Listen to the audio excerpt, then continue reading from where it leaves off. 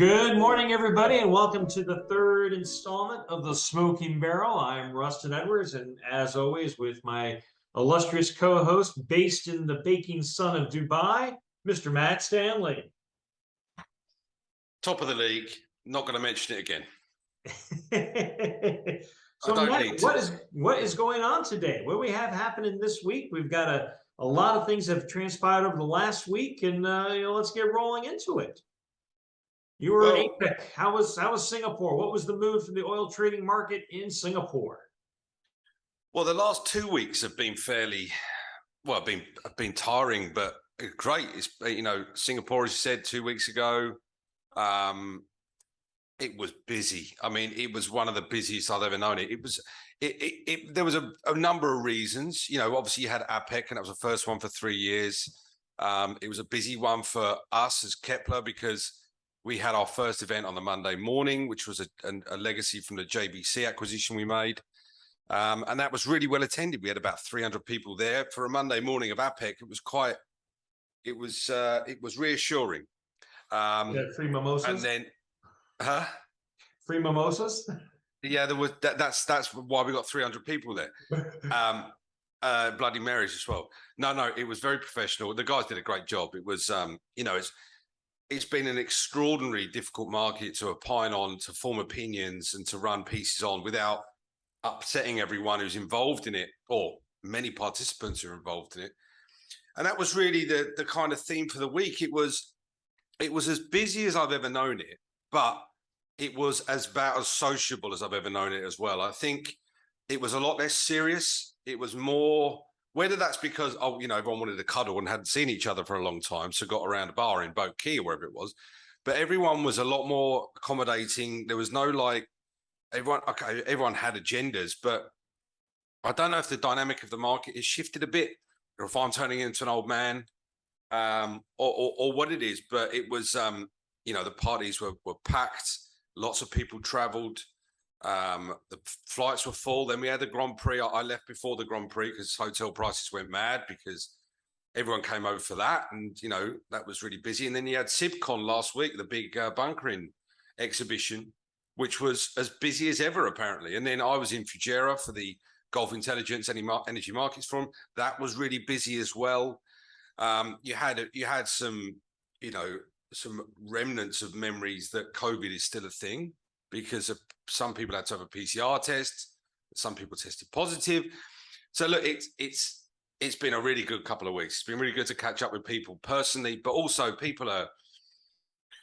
everyone I'm speaking to from a trading point of view seems to have had a good year. Quite whether that's an adjective people are willing to use, good, is a difficult question to answer, but everyone seems to have done relatively well. APEC, it was nice to be back. Singapore has changed a lot. It was staff shortages because of what happened with COVID. And now there's rules around you can only re-employ Singaporeans. I couldn't get dinner past 9 o'clock at night. So there's a lot of things that are changing. Essentially it was great to be back and see everyone. So what would you say would be the ultimate sentiment that you had in the marketplace from all the traders you spoke to while you're in APEC and also at the Gulf Intelligence? Ambiguity, total ambiguity about what's going to happen. Look, we can boil it down to looking at things and saying, I know that there is going to be an issue, right? But I was always told that you can't have, for every problem, there is a solution. I don't think people know what that solution necessarily is, because I don't think the gravity of the issues that the energy market faces, and I talk in the prism of energy markets, that seems to be the biggest concern. We know that Russia is going to be boxed Russian energy within the EU by December the 5th. Has that been priced into the market? I don't know, and the market didn't really seem to know. Some people say yes. Some people say, well, there's going to be an issue regarding demand because of recessionary headwinds. And other people who are sitting in the Middle East who see that high oil prices are only good for fiscal budgets and for reinvestment, are not necessarily involved in the political arguments. So if you spoke to a US refiner, you'd have one conversation about the same subject, and the same across wherever anyone had traveled in from. There was not one cohesive argument or discussion where everyone agreed. Everyone had a different opinion, and I think that's why you're seeing such volatility, because everyone has got such a different opinion and believes so much in what that opinion is. It's going to have an effect on liquidity, which we've seen. And a lot of people, when I spoke to them, don't seem to be as heavily involved in the market as perhaps they would be this time of year, coming into Q4, winter demand season. That's a concern. But that would be my biggest takeaway, was people were really happy to talk, to get together, but there was not one cohesive, there wasn't one agreement that everyone could come to on what is going to happen over the course of the next 2 or 3 months. Well, I mean, we can all jump into the idea of volatility, and one of the biggest drivers that we saw last week was, of course, the decision by OPEC and OPEC Plus to reduce the quotas by 2 million barrels a day, and what the actual impact that is to the market. Depending on how you wanted to look at it, if you take the bent that OPEC was underproducing by 3.2 million barrels before the OPEC meeting, what does a 2 million barrel per day cut actually mean for the markets? Now, I think from a realistic standpoint, you have to take a look at it from the 3 countries that were probably producing at quota, would be your Kuwait, UAE, and of course the big player Saudi Arabia. And so what a 2 million barrel cut actually means is probably more like about a 600,000 barrel per day cut in real terms, which is still dramatic in the market, but it does open up a lot more upside potential, because that still leaves about 1 million barrels of production that could come back from countries that are underperforming. When you think like Kazakhstan, they have their Tangiz field scheduled to come back this week, which will bring another 300,000 barrels back into the CPC pipeline export facilities. You've got, Libya, they've always been kind of waxing and waning, as is Nigeria. Well, Nigeria, I mean, Nigeria's 800,000 barrels a day below their OPEC plus quota, 1.85, I think is, and they're producing just over 1 million barrels a day right now. Yes, and that's something that the market still has to take into consideration, is that there's still a lot of, despite what the OPEC headline is, there's still a lot of potential spare capacity out there that's been developed. Nigeria has always been a bit of a basket case when it comes to their steady supply to the market, because you have too many factions that are against, or stealing oil versus sabotage on the pipelines versus production issues in general around the unions. And so you do have a lot of issues there that can curtail supply flow. I think also one of the other biggest players in the volatility we've seen last week is the French utility strike on the refineries. Total and ExxonMobil dropping 800,000 barrels a day of production, which has ramped up the price of natural gas of diesel going into winter. And now we've got $100 backwardation in 1 and 2 on the ICE gas oil curve.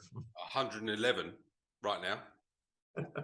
But M2, M3, NOVDEC is $62 backward. This is what I mean. There are legitimate concerns, and it doesn't take much in this kind of market for a $50 pop on structure on gas oil, for example. It's such a fragile state. When you pull out 800,000 barrels a day of production, and predominantly diesel production out of Europe, that does prompt up a fair amount of backwardation rather quickly, especially when you do it in October. Yeah, and especially with Russian diesel being binned in early December. Yeah, well, Russian diesel's not binned until February, but most of the market has already backed it out of their systems, because nobody wants to be seen to be buying Russian gas oil or any Russian labeled product at this point. Yeah, it's. And this is what I mean. This is what not the theme, because no one wanted to dwell on it. It was kind of like, get out of the way, have a conversation about it, and move on. Which I think is a very British way of doing things. Talk about it and then shut your eyes and hope for the best. And that kind of seems to be the attitude of the energy markets in general. I mean, the most bullish of people, or I hate using this term bullish and bearish in this particular market, because ultimately, you love your honey. Well, no, I don't. My beef ribs are the best, but it's more the optimistic trader, right? So the way they're looking at it, when being the glass half empty, is, well, if Russian oil isn't going to be there, then where do I buy oil that is going to replace it? Now, there was a very aggressive Nigerian crude trader there last week, and he sees that Nigerian imports, European imports of Nigerian crude will increase by 50% in Q1. And that will mean that premiums will spike. And that is where the majority of Russian crude, the lack of, will be replaced. I wouldn't want to bet and put all those eggs in that basket that what has been OPEC's biggest laggard for years because of political issues, lack of investment, investment ending up in the wrong hands. I wouldn't want to say, well, it's okay because the Nigerian NNPC will save us. Well, but that goes back to the whole structural change in the arb flows around different products, because if you have Russian crude going into the likes of India and China, that's going to displace their buying from other markets, and that barrel has to find another home. And so, in the realm of global rebalancing due to the EU sanctions on Russia, that's going to be something that is going to happen. And so, yeah, Nigerian product will find its way into back into the European refining system. And it's probably already doing so. Does that necessarily spike the physical premium? You might get that initially, but then it will moderate back to probably the mean average of where that premium always sits, because eventually that's the molecule flow north, and that displaces all the barrels coming in via water from Russia. Nigerian crude, Nigerian crude specifically, but Nigerian crude. Yeah. Now, the other thing that was interesting is, if we want to talk about demand, is that we've got the Chinese, People's Conference that starts on the 15th. The big feeling from a lot of people is that China's got to back away from zero COVID. Although this week, the increase in cases in Xinjiang and in Shanghai, they've started lockdowns again. So, does China break this bubble, or do they just keep it rolling? I can't. I'm not expecting. I think it would be naive of any trader or anyone, for that matter, to expect a complete reversal on zero COVID policy. I think that would be embarrassment for Xi. I think that'd be embarrassment for the Communist Party in general. But what it has meant is that, has the world got used to a sort of a change in globalization or change in trade flows where China aren't as important as they used to be? Has that complacency left us? Because the world has moved on. Even Japan are getting ready to open all their doors, and everything is COVID is still with us, but COVID is in the rearview mirror firmly, even in a place like Japan, which look at the Olympics, you couldn't get in there. Does China do the same? No way. I don't see it at all. Well, especially since they have Omicron version 5.12, which is the most contagion version out there. I mean, it's starting to show up now in the Chinese samples, according to what I was reading this morning. So if that's the case, that could just spew on a bigger demand destruction than people are realizing going into Q4. But you're much right. Like here in Europe, you've got cases rising up in the UK, cases rising up here in Central Europe, and it doesn't, it got a mention on the BBC last night, the UK cases going up because they're fearful of putting a strain on the NHS again. But here in Central Europe, it's steady as you go.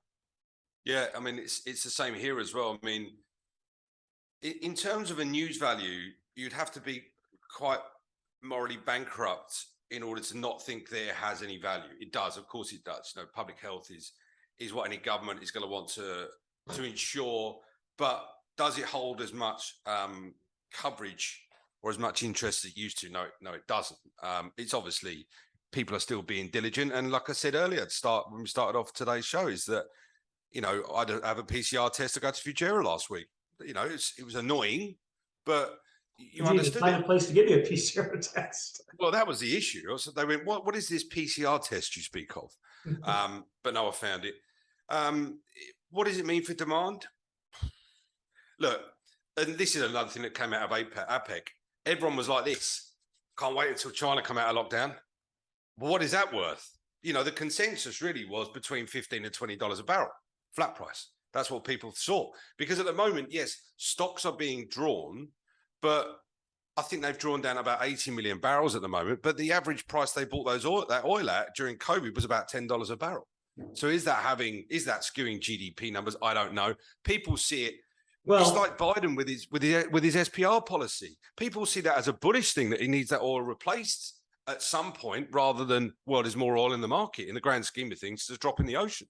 well, I mean, the thing with China is that if you look at the PMI numbers that came out over the weekend, they were well below 50 in the mid 40s. So it doesn't tell you that their economic growth is there to support more crude, and do they actually need to import crude? I mean, this is the whole I think issue that people think about. Like when you look at an SPR in the United States, it was developed around a Cold War, nuclear exchange, having enough crude oil on hand, but this was pre-shale developments. Now you've got all this new shale oil, which is out there in the market. So you actually have an SPR that's in the ground. And do you actually need to be storing 500 million barrels of crude, or can you get away with only 300 million barrels of crude? People seem to forget that back in the day, the SPR was far less than what it is now. No, of course. I mean, I think as well, this was something that a couple of people picked up last week.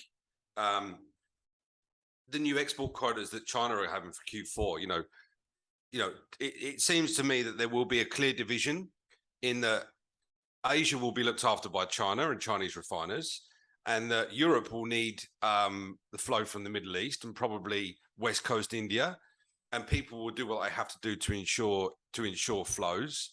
What happens there, I don't know.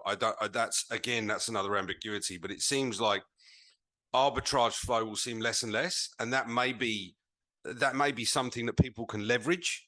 We know some of those traders, Edwards, but it depends what happens there. But in essence, China are in a position where they can supply most of Asia with distillates if needed, and what Europe lacked from Russia, it can be picked up from the Middle East. Well, and from West Coast India. And it is is part of this whole global rebalancing. I mean, if China is going to run and create more distillate and then export that distillate into Asia, that just pushes the distillate molecules that are being produced out into other markets. And so therefore you do get this kind of circular export flow, which is not good for carbon chains, because you've got crude going on longer hauls into China to be processed, to turn into diesel, to retrace all the way back around Africa, back into Europe. Or through the Suez Canal back into Europe. And so you do have a much longer supply chain now versus where it was with European refineries running Russian crude. But it does create a larger supply chain, which can be circumvented with more disruptions than people have had in the past. So it does add a bit of a risk premium, especially to the product side of the curve, where one hiccup on a ship delivery and all of a sudden you're missing 2 million barrels of distillate that should have arrived a week ago. Yeah. I mean, all of it if we boil it down to, what do the numbers look like based on monthly imports of world monthly imports of oil? We've got it here. Say the 3-month average is about 2.15 billion barrels a month. Into world monthly imports. Oh, okay. Globally. And that's, the 3-month average over the last 3 years is around the same. We haven't seen a drop off. It dropped off in Feb, and it dropped off in Feb 2020. Of course it did. But it stayed pretty steady, just on a slight upward trajectory, if anything. There hasn't been a drop off. Now, is that a demand proxy? World monthly imports is difficult to say, but well, if you look at it from a demand proxy, it says demand really is not growing as much as everybody says it should be. No, but everyone said that all year. We're now halfway through October, or in the first decade of October, and into Q4. All these demand destruction. I haven't seen that. I certainly haven't seen anyone who's seen that. It was interesting talking to someone this morning because, say stocks in ARA are being drawn. But what's happening with the sort of rural people in, say, Central Europe where you are? Are they stocking their tank in their garden because they're worried about some kind of energy crisis? Does that give a false dawn when it comes to demand? That's what I mean. I don't know. I'm not sure what indicator will reflect that. But yeah, I don't know. I don't know when we have this conversation in 2 months' time, what December looks like. Q4 looks okay. Yeah, we'll have to wait and see. Well, the last big piece of information that came out on Friday was, of course, U.S. jobs numbers. Surprised everybody is how strong the market, how the job market in the U.S. is, which basically opens the door for further rate increases for the U.S. Federal Reserve. We're already seeing that impact on the stock equity markets. You had a big down day on the Dow and the Nasdaq on Friday. You're in Asian markets, another down day. We've got the Nikkei down about 195, the Hang Seng down 525, bonds rallying, bond yields rallying, bond prices coming off, and the US dollar strengthening again. Net that gives a bit of a drag on the commodity markets and a bit of a headwind to oil upside momentum. Yeah, I mean, it's almost like the tale of two markets, really.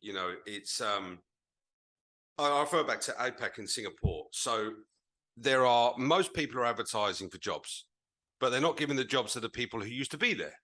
They're giving the jobs to the locals because they want to grow the local economy. That's fair enough. So what you've got fairly tepid growth on demand, but record low unemployment.